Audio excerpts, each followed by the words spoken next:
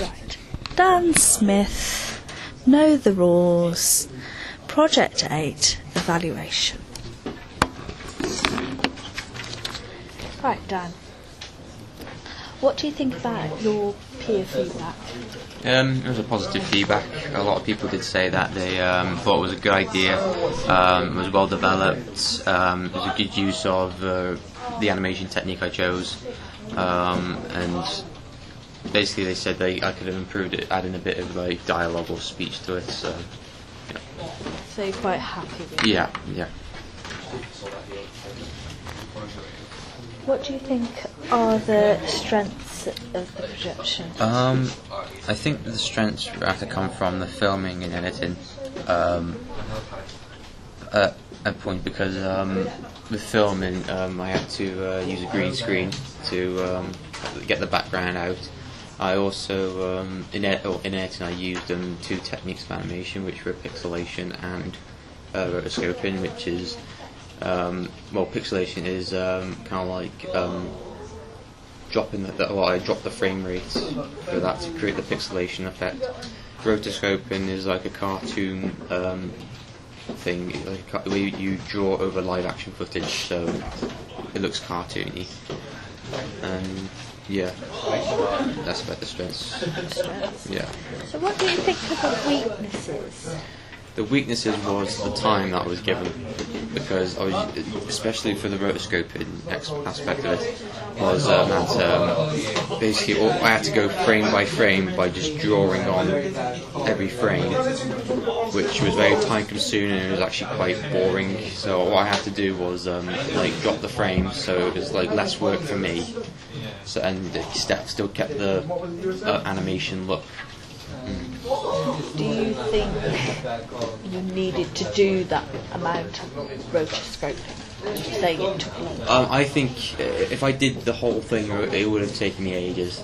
So I wanted only a small amount of rotoscoping, just to basically make it suitable for audiences like kids, because they're associated with cartoons.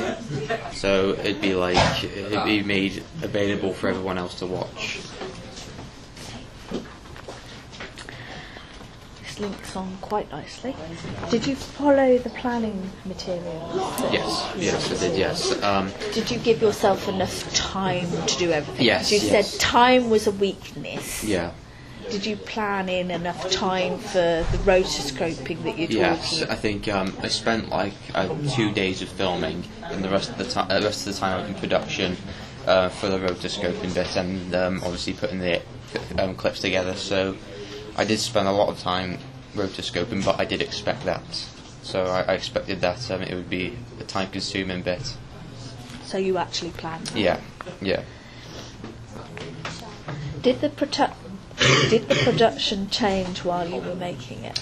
I think a few scenes differ from my storyboard a bit. I think I drew, in my storyboard I drew a rotoscoped river of blood kind of thing to just show the brutality of an accident that's happened. But I managed to, because it was rotoscoping was time consuming, I didn't do that bit at all. No. How has the research you undertook influenced the production?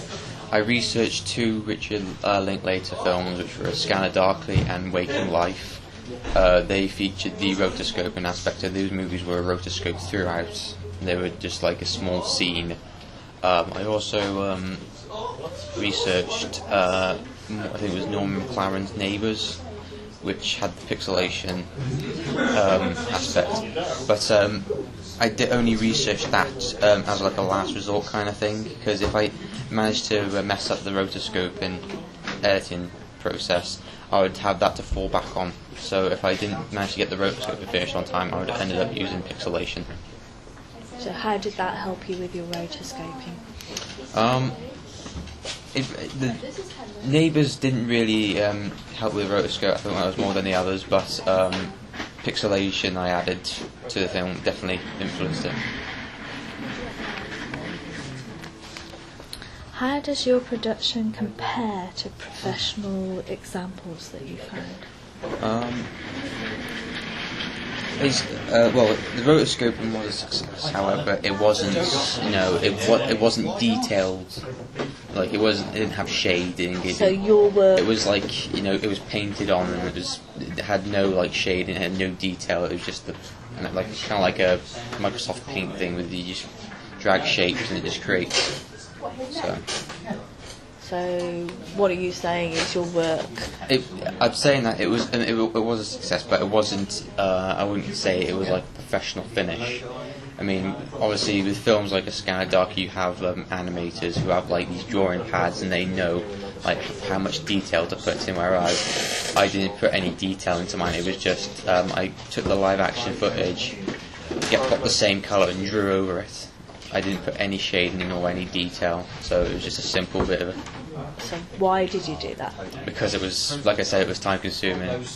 Because it would have been taking me ages, especially if I put even more detail in. What did you learn through doing this project? I learned how long it takes to rotoscope.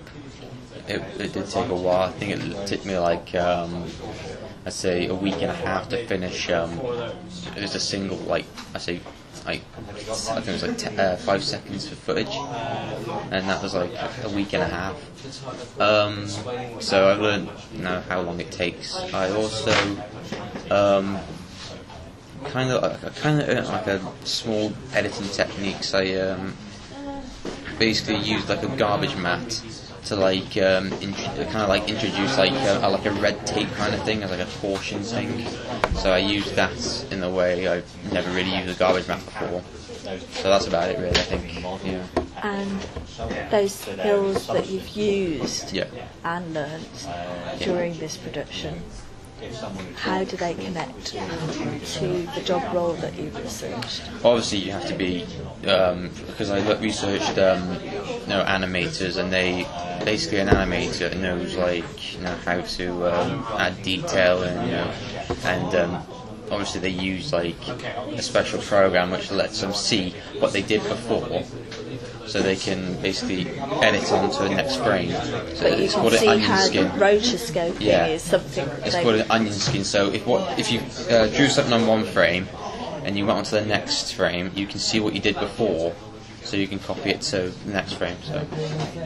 But however, I didn't use that, so it was a little bit difficult for me to do rotoscoping in that way. But I think it came out a success overall.